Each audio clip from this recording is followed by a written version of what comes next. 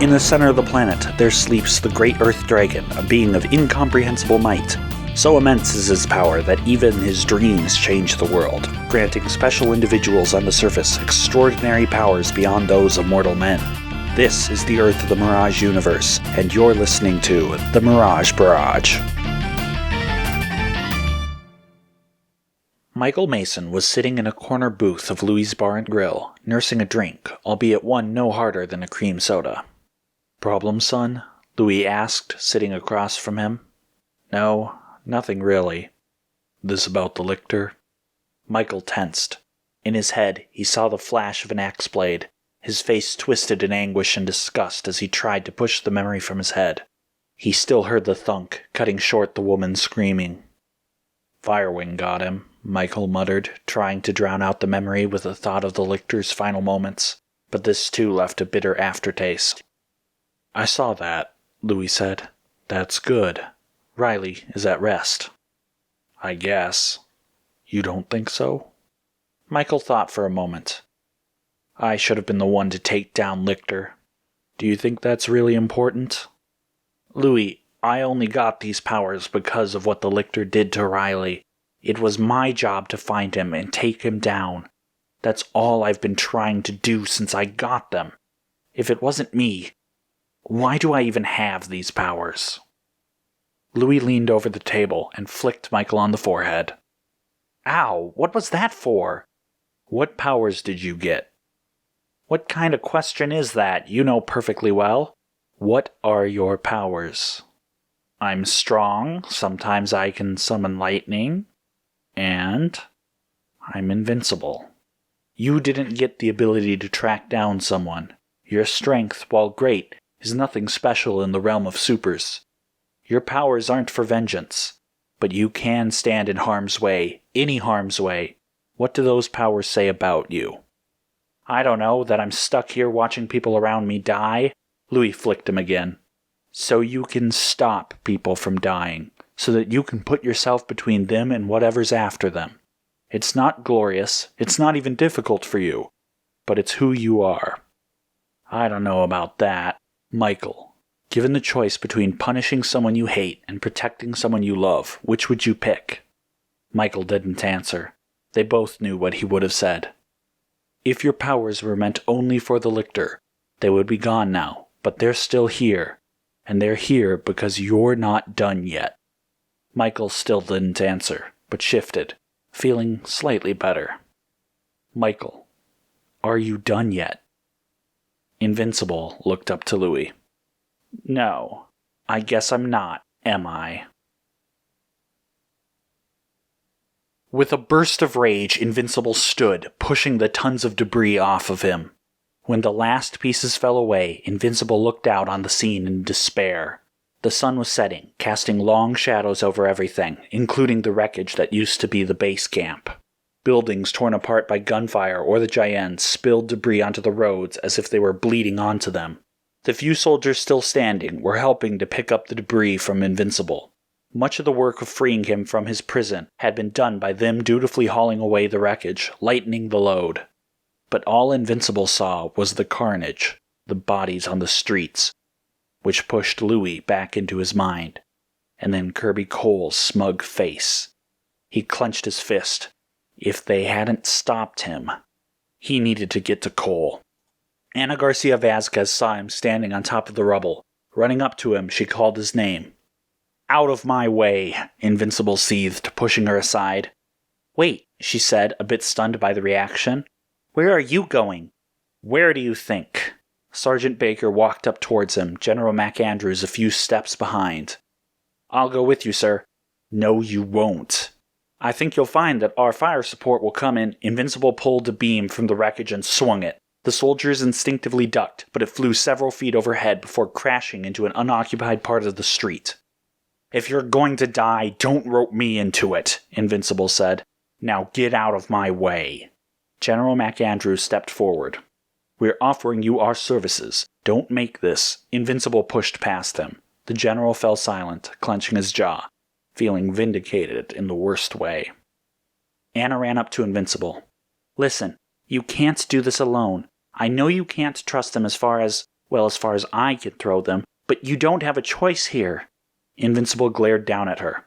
And who's going to stop me? Anna stopped in her tracks and watched as Invincible marched off. The only thing she could do now is hope that he knew what he was doing. But judging by the expression on his face, it was too late. Their best shot had been blown. The idiots in charge here had double-crossed him, and now neither party had enough to take down the monster. It was free to do as it pleased. It had already taken out more heroes that had arrived in the intervening hours. Who knows how long it would take before enough force could really be brought down to stop it. And by that time, Cole could choose to just make it vanish as suddenly as it had appeared. Or could he? Anna turned to see that MacAndrews was already organizing a withdrawal. He assigned Baker to some cleanup before he departed to continue giving orders to other soldiers. Good. Anna pulled Sergeant Baker and Dr. Weller aside. Cole said something about his new benefactors, she began. Yeah, some foreign power, like we thought, Baker said. Right, Anna agreed. Given that, there must be a reason that they set him loose on the city. You're right, Max chimed in. He said something about choosing this city, how he lobbied for it because he was hoping to run into Invincible, meaning whoever's behind this, they were already going to unleash the Djieien, like for a test or something. This is one sick test if that's the case, Baker commented. The why isn't important, Anna interrupted. What's important is that somebody wanted to put Kirby Cole's Djieien into the field, somebody who's funding this, and if they're funding it, that means they probably don't want to lose their investment. I wouldn't either, Max commented, especially if this is a test run of some sort. I get it, Baker proclaimed. You're saying they've got some sort of exit strategy planned. Exactly, Anna confirmed, and if we can find it. We can make sure he doesn't get away, Max finished. But how exactly would we find this escape route or whatever? I have a few ideas, Anna mused. Excellent, Baker replied. Then let me round up my men and we'll get to work. Invincible rushed towards the Djieien. It was easy to spot, stepping from house to house in the residential neighborhood. Deciding not to get close to the machine to eliminate its ability to counterattack, Invincible picked up a nearby car. He spun to gain momentum and then tossed it like a discus. The vehicle flew through the air like a lopsided missile, but struck its target center mass. The Djieien was knocked from the rooftops. As it was flung towards the ground, Invincible was already gripping another truck. The Djieien caught itself with outstretched tentacles, just in time to take another hit to its side. Invincible launched a third vehicle, also right on track. Suddenly, 4 tentacles ripped through the front of the car as 4 ripped through the back. The 2 groups of tendrils pulled in opposite directions, shredding the car, the Djien's body flying forward, past, and through the wreckage. The remains of the car were cast aside as the free tentacles all lunged for Invincible, entangling themselves around him. The 2 slid into a yard, tearing up dirt, Invincible in the clutches of the Djieien. He was trapped, wrapped in a cocoon of silvery metal. Invincible, Cole greeted him. I'm so glad you returned. Truly, I was disappointed our last fight was interrupted. I'll kill you, Invincible growled. Believe me, I feel quite the same, Cole replied. But while your powers prevent me from reaching my goal, it is yet to be seen whether or not they prevent you from feeling pain. One of the few free tentacles ripped out a post from a nearby house, shoved it into the ground, and then the machine rose. It tossed Invincible into the air, then 2 tendrils snaked around its legs to fling him back down to earth, but before he hit, his back struck the vertical pillar, which splintered across his spine. Half of the pillar was shattered before he was brought to a stop. Cole's mocking laughter could be heard as the Djieien planted another post. He slammed Invincible on this one as well. Then Cole got cruel. He ripped out a long metal tube and readied it for another slam. He flipped Invincible into the air, tentacles releasing him so that he flipped end over end, only snaking around his arms this time once he was face down. The Djieien pulled him down, towards the metal beam. Invincible struck the pipe. Grimacing after the impact, Invincible had the presence of mind to bend his legs forward and wrapped them around the metal. With the leverage, he ripped his arms from the tentacles, tearing them apart with his force.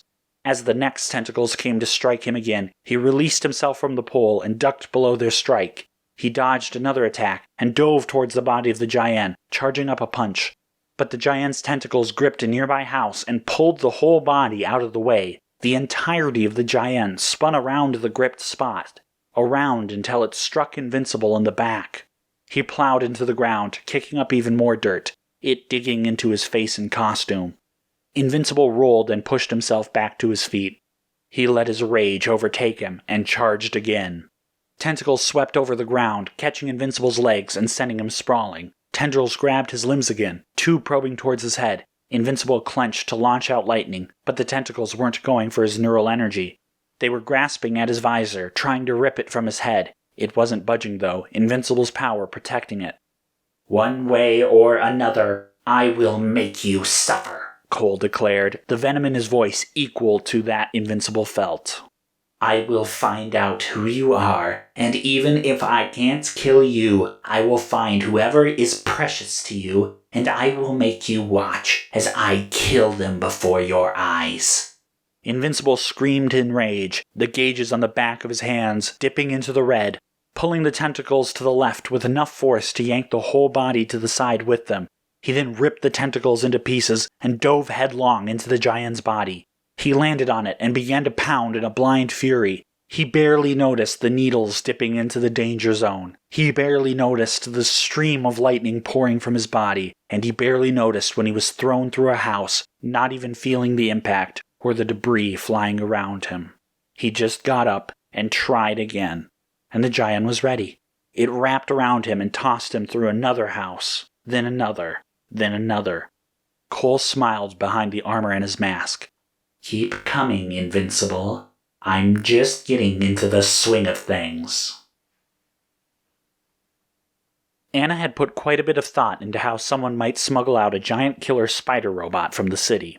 Really, there were several possibilities. Because the thing could somehow retract its legs into neural energy within its body, it wasn't a very large machine, all things told, and virtually any vehicle could be used to haul it. That said, she could already rule out a few things. Airports were almost always highly secured, and air traffic was easier to monitor, so it was less likely that would be used in the escape attempt. While most any cars could be used by simply shoving the compacted Djien into the trunk, she thought this was unlikely. For one, it would be easy to discover it upon a search, and more importantly, getting the Djien into such a small space in the first place might well be tricky. Possible, certainly, but tricky, and she was betting that any escape plan would depend on speed just as much as stealth. This led her to think a large truck. The Djien could haul itself inside quite quickly, there would be plenty of space to hide it, and as a bonus, the truck could be filled with communications and/or tracking equipment to keep an eye on the Djien's progress. If all of this was a test, as Dr. Weller suspected, then this was even more likely to Anna's mind. It wasn't airtight by any means, but it was a good starting place. Anna could imagine several other scenarios, such as using different vehicles for tracking and storing the Djien, though more vehicles might make it more likely they'd be caught. Still, if that did turn out to be the case, it could ruin her truck theory. But then again, if that was the case, they had virtually no hope of finding those behind this anyway, so she had to hope that her theory was close enough. Operating under the theory that they would position themselves near one of the major highways for a quick escape, Anna and Sergeant Baker were scanning through their binoculars as they drove along the same highways. It was Baker who saw it first, one that had no business still being in the city with its engine running, just idling there. "There," Sergeant Baker said. "Got him." The scientist was only intermittently looking at the screens inside the truck. Kirby Cole was simply entertaining himself. There was no point to this fight with the hero Invincible. He couldn't be destroyed, and it wasn't like they were getting any more data than they already had. He was already numb to the slaughter by the time this fight began, so it was all too easy for him to slip into daydream. They had most of the data they needed. He didn't even need to look at some of the numbers scrolling past. All that was really left were some endurance tests, which were running passively over a long period of time. It would still be a while before these timers were up and he could suggest to Cole that he return. As distasteful and unpleasant as it was to raise Cole's ire, he thought he wouldn't mind being rather forceful about his request this time around. The scientist suddenly stirred from his daydream. Looking around at the two guards in movers' outfits, he saw they too had heard the noise that had stirred him from his reverie. Another loud thump on the truck's door. The three inside were suddenly on alert. The scientists scanned the screens showing the view from the outside cameras. Nothing was in sight. Another thud on the back door. One of the guards finally nodded, moving to check it out. Cautiously, he opened the door. Immediately, a canister shot through the opening. It struck the back of the trailer, and almost at once, a white gas started hissing out, slowly filling the area. Gagging and coughing, the scientist instinctively groped for the exit, for fresh air. Stumbling out into the sunlight, he was shortly struck by a sharp pain pinching at his neck. His hand leapt to the stricken side, and he felt some sort of dart there. In his last moments of consciousness, he realized what had happened. After the gas dispersed, Sergeant Baker walked in with his squad and picked up the baseballs he had thrown at the back of the truck. Got all three of them with one go. I'd call that a shutout, wouldn't you, Miss Vasquez? Anna just rolled her eyes. Invincible was thrown through another wall. Before he could react, a tendril snaked around his leg, yanked him out of the wreck, and whipping around, launched him through yet another house. When the tentacle came back at him again, Invincible grabbed a beam and shoved it into the closing tendril as he rolled out of the way. The tendril threw the beam as if it were invincible, while the hero dug himself deeper into the rubble. He couldn't believe this. He couldn't get a grip on this machine, and when he did, he couldn't do any real damage. Stalemate. Invincible, Anna's voice said in his ear. He ignored it. He dug deeper into the rubble as a dozen tentacles began to pick away at the debris. Invincible, are you there? The tentacles shoved away the debris covering him. Invincible pushed off and rolled out of the way of another grab. He pushed himself up and swung, crushing an incoming tentacle. Mistake. He had to plant himself for the strike, and before he could dash out in another direction, several other tentacles were incoming. He tried to backpedal while striking out at the incoming attacks. Invincible, Anna said, louder this time. Invincible stumbled backward and was knocked off his feet by a sweeping tentacle. It caught him in his stomach, brought him 20 feet into the air, and then released him to fly a block over and crash into a yard. Invincible spat out turf. Not now, he growled into the comm. He watched as the Djieien took its time on the approach. Cole had an escape planned, a truck waiting for him, but we put an end to that, Anna said excitedly. Good for you, Invincible replied, taking the initiative to dive for the Djieien. It countered by launching 10 tentacles straight in his flight path, hitting him askew and knocking him off course. Another 2 tentacles flew out, one from above, one from below, and they sandwiched around Invincible, wrapping around him, and slammed him into the ground. When they were done slapping his face into the concrete a few times, they tossed him aside once more down the middle of the street, landing in a skid on the asphalt. Don't you see? He's not going anywhere. He can't get away before reinforcements arrive. Invincible clenched his muscles in fury. No, Cole was his problem, his enemy. He had hurt Michael, killed Louis. It was by his own hand that the Djieien, that Kirby Cole, would fall. I don't care, Invincible spat. Get off the line, you're distracting me. But, Anna stumbled for words. But we have him. I have him, Invincible declared, charging in as a ball of lightning and batting away at the tentacles. He crushed one after another, more than a dozen, before the Djien's body swung out of the way of an uppercut and a tendril caught him from behind. It launched him into the air, and just as he began to arc back down to earth, a regenerating tentacle burst directly upwards, then swung down to strike Invincible in the back and slam him into the ground. Don't be ridiculous. We can help. Get off the line. Let me help you. You don't know me. He dove through an onslaught of tendrils, diving for a nearby car, which he lifted with a great heave and tossed at the Djieien. Anna gripped the comm in phantom pain. She grimaced and felt a slight wetness in her eyes. Well, he's right, part of her thought. Oh, really, another said. I think we've all learned what we need to about him. You infuriating man, she snapped. Her rebuke rang in Invincible's ear. You are acting just like Cole, stubborn and selfish, and blocking out everyone else for your own pride. Can't you see the obvious? You can't do this. Anna's voice was all anger, but a calmer, deeper, reassuring voice, one that wasn't actually there, echoed in his mind afterwards. And that's okay, Louis said. Invincible was struck center mass by a tentacle. It shoved him back through another wall until he hit something that didn't budge. He was stunned. The gauges returned to 0, deep in the green, the electricity long gone. He couldn't beat the Djieien. Not as he was. The only way to beat him, really, was not to try. And then it came to him. Invincible casually batted aside the next attack. Into the calm, he said, "I need a distraction. And a favor." "Kirby Cole!" a voice rang out. A helicopter overhead amplified it so that it rang out through the neighborhood. The Djieien looked up slightly. "We've found your compatriots. They've been apprehended. There is no escape." The Djieien froze. Kirby Cole's mind raced. How did they find them? Just as he was trying to piece together alternative escapes, the swordsman appeared once more from one of the long shadows, slicing through virtually all the machine's legs with extended black blades. Before Cole could switch his train of thought, Invincible leapt upwards and uppercut the Djieien into the sky. Cole quickly regained his senses, but it was too late to do anything. He was in the air. Even as he regenerated his limbs, he realized there was little that he could do. There was nothing to grip, as Invincible had sent him flying. He was soaring hundreds of feet in the air. The Djien's frame was relatively light, especially without its limbs. It had been all too easy for Invincible. On the ground, Invincible ran forward, watched as the Djieien began to fall, then leapt upwards with tremendous force once again. He met the machine as it fell and delivered another uppercut, aiming it so that while the Djieien rose once more, it also began flying out, towards the city limits.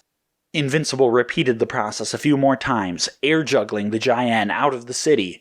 But the next time he went up to strike it, it twisted its limbs around. Fanning around to catch the air just right, it spun away from Invincible's attack. But it didn't settle for that. The tentacles reached out and snared Invincible, and the two tumbled downwards as the Djieien tried to pull the hero towards its body. They landed in a heap in the sand of the desert, twisting and turning. As both of them recovered their senses from the fall, Invincible realized he had precious little time. He was wrapped up in all the tendrils of the Djieien, and as soon as Cole was back in full control, he'd be trapped. He grabbed some of the tendrils and pulled. He heard a satisfying series of snaps, then rolled towards the body and jabbed at it a couple of times, intending to keep Cole stunned as he ripped off a few more tendrils. When the tentacles began to regrow, he was no longer in a matted mess, unless, of course, you counted the useless severed tentacles around his feet. Invincible's arm wrapped around the Djien's neck. It was retracted once more to try and protect itself, but Invincible didn't care. He had a grip on the monster. The Djien's mechanical limbs hit the desert floor and started trying to heave its body up. Invincible tugged Cole's armored body around, pulling it off its legs. Still, it had many of them, and they were strong enough combined to pull itself and Invincible into the air as soon as it got leverage. And then a barrage of explosions tore through the struggling pair. The thin silvery tendrils shattered into billions of tiny fragments. The two fell to the ground, Invincible's grip strong as ever.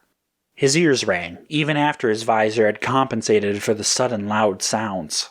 As he had expected, the Djien's metal legs burst out from the sockets once more, freshly recreated. Invincible lifted up the Djien's body, flipped it upside down, and slammed it back into the ground. He didn't expect it would do any damage, but that wasn't the point. The point, once again, was to stun or disorient Cole. It seemed to have worked. The legs were scrambling around, trying to find a foothold. Invincible wrestled it around more to make it even more difficult for the Djieien to right itself. Then, the second wave of explosions washed over the two of them. Once more, each of the 24 tentacles were torn to pieces by the shock waves. The dust settled. The Djieien was a bit slower to extend its new tentacles this time. "What are you playing at?" Kirby Cole's mechanical voice asked. That is what we would call an airstrike," Invincible replied. "I realize that, you brain-dead imbecile. Surely even you can see the futility of this, though. You can't break through this armor." "Looks like that so far," Invincible conceded. "But we sure broke those tentacles apart." "Yes, you've destroyed what I can easily rebuild. Congratulations, you've simply wasted resources." "I beg to differ." "What part of I can regrow these tentacles can't you understand? Your military is just wasting bombs." "Oh, come on, smart guy. I thought you would have gotten it by now." Cole growled something non-committal in response. "For those in the back that missed it, Recreating those tentacles takes neural energy, doesn't it, Cole? A third explosion of force rocked the two of them, ripping apart the new tendrils. Invincible continued as if nothing had happened. Each time you make new ones, you lose a little more. And now that you're out here, in the middle of the desert, there's no one to steal more from. No one to refuel your tank. No one except you! Cole shrieked, sending a tentacle flying towards Invincible's forehead.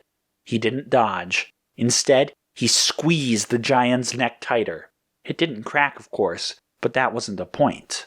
The point was the needle running into the red and the crackling energy that surrounded Invincible's body. It flew outward and fried the delicate internal instruments inside the tentacle responsible for siphoning off the energy of others. Since the tentacle was preparing to suck the neural energy from Invincible, its receptors were fully activated and in their most vulnerable position. So when hundreds of volts surged through it unexpectedly, all of the instruments within overloaded and exploded.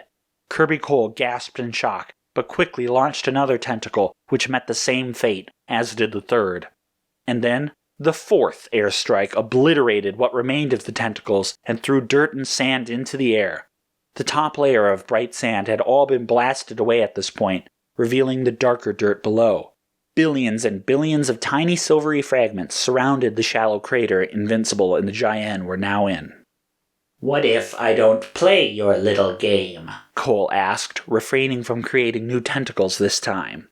Invincible simply smiled. With his free hand, he began pounding on the Djieien with nearly all his force.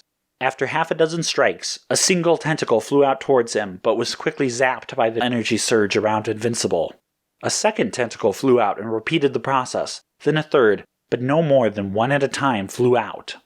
If it's a war of attrition you want, fine then, Cole proclaimed. Strong as you are, you can't keep that shield of energy around yourself forever. The moment you let it down, I will have you. And I need not create more than a single tentacle at a time. I've killed hundreds in your city. I have energy reserves to last me for days. Unless I can break through your armor first, Invincible said, and kept pounding. If an airstrike can't get through it, how do you expect that you will be able to? Cole taunted. Invincible stopped for a second. Cole had a point. Strong as he wasn't likely doing more damage than several airstrikes. Another tentacle burst out of the body and flew towards his forehead. This one landed just as Invincible tensed himself up again, shooting lightning deep into the tentacle and shattering it several feet back, instead of just at the tip this time. Invincible flipped the Djieien around and slammed it into the dirt, pointed end first. The point on the back broke apart the earth like a pickaxe, but the body only sunk in a few inches. Immediately, Invincible began to pound down on the body, forcing it deeper and deeper into the dirt. Cole must have panicked at the sudden change, because a dozen tentacles sprang out. Some flew towards Invincible, while many more grasped at the ground, trying to pull the machine free. A second of struggle, then the fifth series of explosions engulfed them. The pilots of the jets circling above were watching closely, as was command. The moment they had several tentacles in sight, they let loose with their payloads. As soon as the explosions had ended, Invincible started burying the Djieien once more, using just enough of his force to surround himself with electricity. But he was careful. The needles, while in the red, stayed safely away from the very ends of the gauge. When he had half buried the machine to the point where he was convinced it would take a while to get free, he gripped his free hand around the seam that ran down the middle of the thing's body. This was the seam that had opened when Kirby Cole revealed himself. Invincible pulled, trying to pry it open. It didn't budge, but Invincible had nothing but time. He might not be able to break the armor through strikes, not even the bombs from the circling aircraft had done that. But he might be able to pull it apart. That was something the jets couldn't do. The Djieien continued to shoot out one tentacle at a time, each being destroyed, but as Kirby Cole had made clear, this was about attrition now. He was only doing so to try to drain Invincible. Invincible kept pushing, making sure to put out a field of electricity. While he wasn't directly providing the crackling field of electricity from his own reserves, he was being exhausted by constantly exerting his muscles at near full strength, and it was taking its toll. The needle, while still not making it to the edge, was starting to shake a little bit more, no longer being steady exactly where Invincible wanted it. Seeing the danger, he let go, stumbling back for just a moment. The Djieien tried to capitalize by striking out with a tentacle now that the electric field was down, but the tentacle was met with what was to Invincible just a light jab, barely registering on the gauge, but what was an overwhelming force to the tendril, which crumpled on contact with his fist. 3 more struck out, and Invincible quickly and lightly dodged before striking each one down in turn. In a rage, another 12 tentacles burst from the still-buried Djieien, which is when the 6th airstrike hit. Invincible leapt into action once more and pounded the Djieien further into the dirt, just in case the airstrike had loosened it from its trapped position. From there, he altered between trying to pry open the Djieien to stepping back and batting away its strikes while recovering some of his energy. When the Djieien extended too many tentacles, a 7th, 8th, 9th, and even 10th airstrike were called down. Invincible was tiring. The needle was jumping all over the place, and he had no way of knowing how much neural energy the Djieien had left, or how much was spent with each regeneration. But he could see the dents forming and starting to grow on the Djien's armor. Good, he thought. All that's left is to endure. The match continued on into the night. Another 5 airstrikes and dozens on dozens on dozens of tentacles destroyed. Invincible, while he was determined as ever, felt his body start to give. Along with his super strength, he had inhuman endurance that kept him fighting through the hours, but even that wasn't enough. Hunger was starting to drain on him. His body could only go on so long as it had some form of fuel. Boosted as it was by the Great Earth Dragon, it still had some very human limits. After the 16th airstrike, he was starting to feel a bit lightheaded and found it more difficult to concentrate. The tentacles were getting closer to latching onto his head before he could send out electricity, and every time he tensed enough to send out that wave of electricity, he was becoming more and more nervous. He thought a couple of times he had seen the needle go past the limit, but he still had his powers. He wasn't sure if his mind had made up those incidents, or if they were just quick enough that they didn't do any lasting damage. Either way, his control was fading fast. As if someone were reading his mind, he suddenly found a thick, durable bottle in his hand. The wind from the stunningly fast red and white blur hit him the moment after he noticed the container. It was some speedster. Some hero had just given him the answer to his dilemma. No time to wonder who it could have been. He began to down the contents of the bottle. By the taste, it was some shake designed purely with nutrition in mind, no thought to the enjoyment of drinking the thing. Halfway through downing it, the Djieien attempted to strike again, and a 17th airstrike vaporized the bottle and its contents along with the offending tentacles. Darn, Invincible thought. I guess holding the bottle doesn't count as wearing it. Would have been nice if my invincibility extended to it. Just as he finished that thought and batted away yet another fresh tentacle, a second bottle appeared in his hand from a second instance of that red and white blur. All right, he said. I can get used to this. Slowly being recharged by the influx of food, Invincible pressed on. The Djieien escaped from its buried spot in the ground a couple of times, but each time an airstrike blew off its limbs and Invincible buried it once more. While he still felt his muscles fatiguing, he forced himself to continue on, deciding that he would do so until his very last breath. Morning dawned. Invincible's attempts at prying open the Djieien were making the slightest progress. A tiny black crack to the innards were visible just briefly. When the Djieien lashed out yet again with a group of tendrils, the 33rd airstrike made short work of them. As the dust cleared, inside the machine, Kirby Cole coughed. Damn you, he wheezed. I surrender.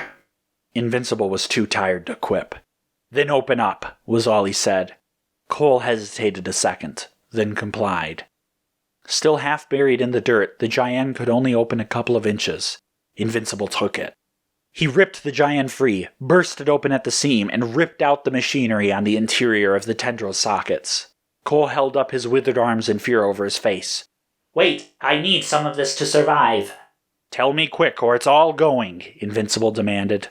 Kirby did so, and Invincible laid waste to everything else. For good measure, he also threatened some of the supposedly vital equipment, forcing Cole to plead for it. Invincible had no intention of killing the man, but he had to be as sure as he could that Kirby wasn't hiding any tricks. After ripping off the armor plating, including the head of the Djieien and much of the remaining equipment, only Cole's half body and a large rectangular chunk of equipment strapped to his back remained. Kirby Cole sat helplessly on the desert ground in the midst of the crater dug up by the airstrikes, arms once more folded over his chest, clutching his shoulders, glaring impotently up at Invincible from behind the ventilator mask.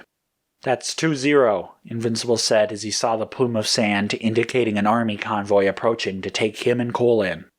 "If there's a third, I won't be so gentle. Do you understand me?" Cole simply glared upwards at the hero. Invincible balled his fists. "Do you understand me?" he repeated slowly. The temptation started to creep in. The temptation to finish him before the army arrived. He deserved it after all. And the military, well, they were the ones that let him escape in the first place. If he really wanted justice done. "There will be no third," Cole growled. Invincible stared him down a long while, still pondering. But Cole's promise, even if it wasn't really worth the dirt he was lying in, well, the words were just enough to make the decision for him. "You truly have been gifted," Cole said. "For everything I have tried, I have failed to surpass you. You who have been simply granted this gift. I despise you. You don't know what it means to suffer." Invincible's fist clenched again, but the army trucks had pulled up. Sergeant Baker, his squad, and Ana Garcia Vasquez stepped out. "You get the privilege of your powers, your strength. You have no idea what it is like to watch from the bottom as giants step over you. I ought to pity your tiny mind." Anna's hand fell on Invincible's arm, and he snapped his head around. She shook her head. Invincible took a deep breath and nodded. "I'll be right back," he said. "Just need a second." "Of course," Anna replied. Invincible stepped a few paces away as the soldiers picked up Kirby Cole and brought him towards the transport assigned to haul him. "You are all pathetic," Cole muttered. "How you worship him." Anna turned to the half-man being strapped in the back of the truck. "You can drop it, Cole. You're just embarrassing yourself. You might be a genius when it comes to neural energy, but you've always been an idiot when it comes to people. We don't look up to Invincible because he's strong, but because he does the right thing." "How courageous. Putting his life on the line, is he?" Cole asked sarcastically. "Just his reputation, family, and freedom," Anna countered. "And for the record, even if he had a blind spot to those weaker than him, which he obviously doesn't, he's not the only one that's failing to see something. You complain about being weak, but that's because all you see is power. You can't see people, and that's the real reason why he's better than you. That's the reason why everyone here is better than you." "Oh, darling," Cole laughed. "You think it's so simple, do you? It's so easy for you to forget while I'm broken here. But look back and always remember how the world treated me when I was whole and successful. Remember that as your military, your doctors, your heroes, your women, your men placed me on a pedestal, I was the same man as you see now. Tell me, Miss Vasquez, who looked down at me then?" Anna clenched her jaw, but the answer came easily enough. "I did." Cole appraised her with his gray eyes, face half hidden behind his breathing mask. Anna couldn't tell what he was thinking. And then the doors of the truck closed, blocking him from view. Anna walked over to Invincible and Sergeant Baker. "A ride back?" Invincible asked skeptically.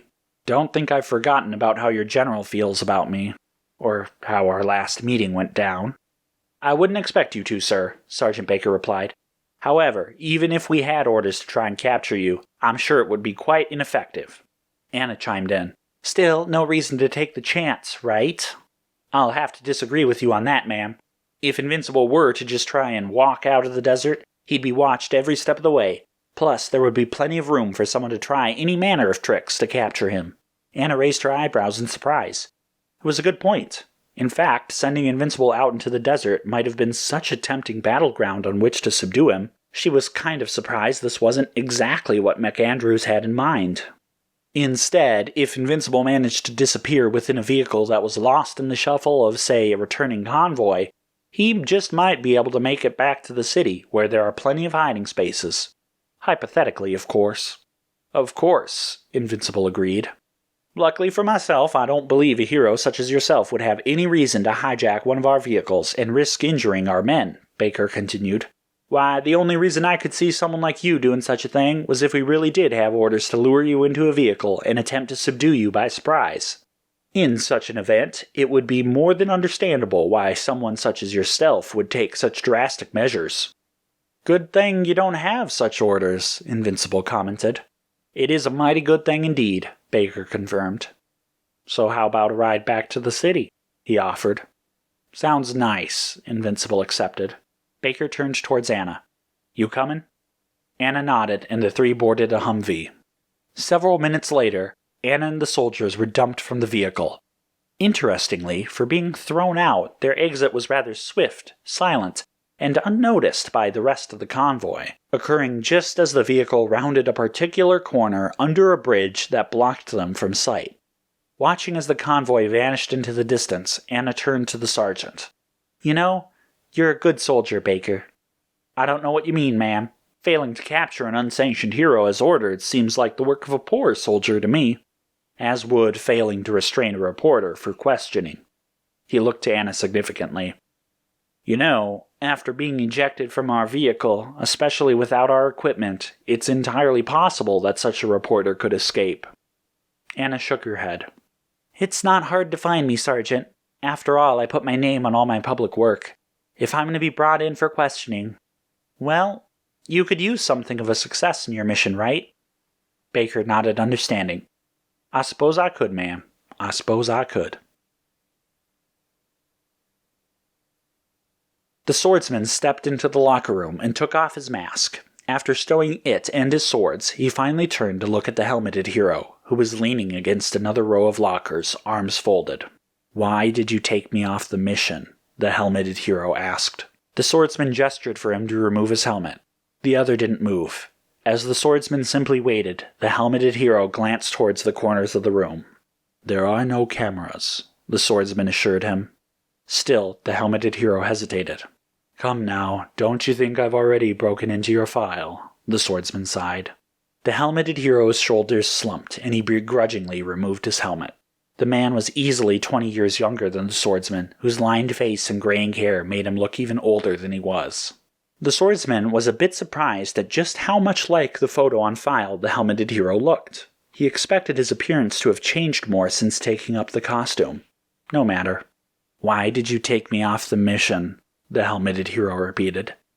Why did you drop the tower? The swordsman countered. The Djieien had already caused severe loss of life and was more than capable of continuing to do so. Its elimination was priority number 1. By my estimation, collapsing the tower on it was the most likely way to neutralize it while minimizing collateral to just a building and maybe an unsanctioned super. Was that the problem? That I turned out to be wrong in that calculation? No, the swordsman responded. No, clearly you took the situation seriously, and your heart was in the right place. Your solution was direct, but potentially effective. However, you failed to consider possible repercussions, like angering Invincible, making it so that he would be less likely to cooperate if your plan failed, which it did. You always have to consider the possibility that a plan won't work as you expect. When we first arrived and you suggested leaving the fight solely to Invincible, you did just this, as either outcome would be beneficial, either the Djieien being subdued or Invincible. At the same time, you also left plenty of tactical flexibility. I have to disagree that maintaining a working relationship with an unsanctioned hero, an alliance which could not last, may I remind you, outweighed the need to destroy the Djieien as quickly as possible. You would be right, but that's not what I'm suggesting. We could have coordinated to ensure that Invincible was removed from the scene moments before collapse. But your eagerness blinded you. I'm of half a mind not to recommend you to the new team. Half a mind? The corners of the swordsman's mouth twitched upwards. Everyone gets a chance to learn, and we're not done here yet. You've shown a lot of promise. You show me you can learn, and you just might get your recommendation. Believe me, the younger man said, I have no intention but to learn. Then take a break. Relax. When the next mission comes, you'll need everything you can throw at it. Diego Diaz, aka Dauntless Dynamo, stepped into the control room wearing his red outfit and tossing his white helmet into the chair. Psychurge, the psychic superhero with crystal and red body, looked up from his meditation as the other entered. Where have you been? He asked. Here and there, Diego Diaz said dismissively. The Invincible thing? Was it that obvious? You let him go free? Do you have a problem with that? No. It's good to see that he is back. My thoughts exactly. Diego rapidly clicked on the keys on the computer, entering information at lightning speed. And Kirby Cole is updated in the database. Disturbing that he got away. Did they ever discover who was responsible for his escape? Yeah, Diego frowned. Calvia. Ah, that presents a problem. The powers of their ruler is making their military exceptionally confident. Yeah, just because it would be a nightmare to try and take them out means they think they can run roughshod over the world. We'll need to step up our defenses. What do you mean by that? I have an idea. A way that we can be a bit more proactive. Ana Garcia Vasquez let out a deep sigh. The initial rounds of questioning were over, but she knew there were more to come. Repetition, repetition, repetition. It was designed to wear her down and catch her in a lie. Too bad for them, even if she wasn't cool-headed enough to see through their tricks, she didn't know enough about Invincible to really give anything away. Of course, she hadn't told them anything she had learned in the last 2 days. Sitting under a tarp in the desert, set apart from the other tents of the makeshift camp, she had been asked every conceivable question about Invincible's identity as the army packed up and prepared to move out. Several other vehicles passed through as well, as this quickly assembled base had grown from a checkpoint on a road from the city, first established when the Djieien attack began. Anna took a sip of her water and reflected back on what she did know. Invincible had been in the transport she had leapt onto, the one fleeing the city. That didn't help anything, as everyone aboard had been total strangers to her. Dr. Max Weller definitely knew who Invincible was, and if she could safely dig more into him, she might find out more.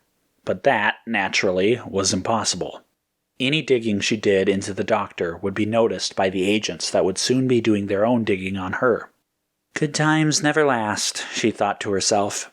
She had her chance to help the famed unsanctioned hero, and in fairness she had, even though it ended on less than pleasant terms. It's just that it would never come again. Not directly, anyway. Time to start thinking about how to bring the events of this story to the public.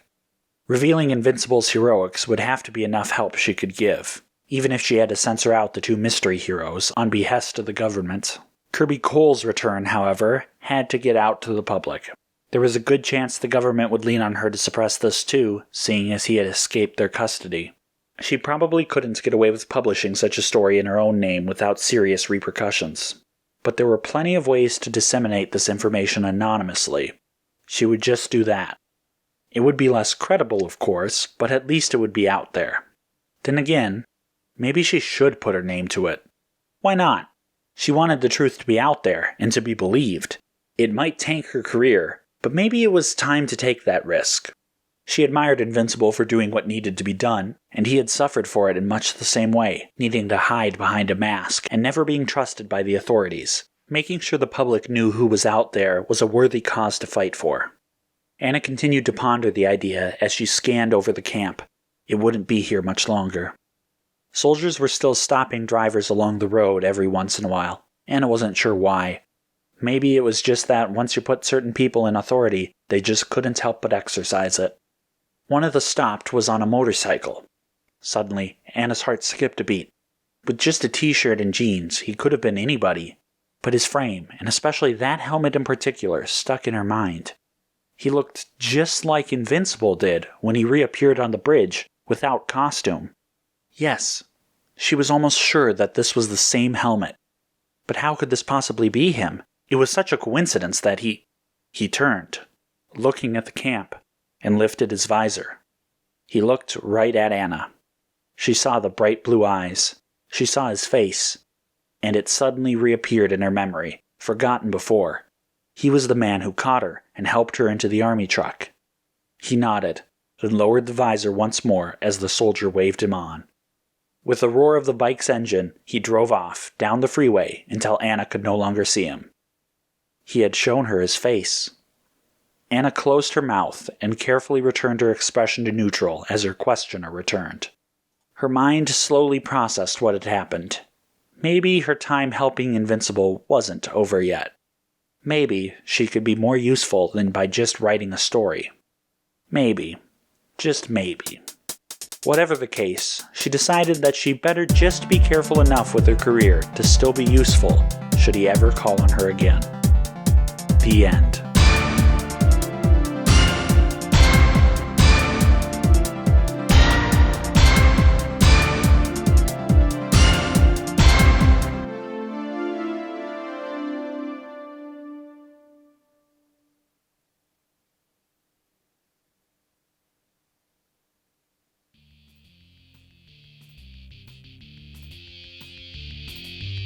Next time on the Mirage Barrage, the Stormbreakers, the most prestigious and elite superhero team on the planet. Since the Battle of Armageddon, each of them have been putting out their own fires, but now they are working together once more as mysterious attacks on the President and on others are being carried out by a secretive, shadowy organization. Next time on the Mirage Barrage.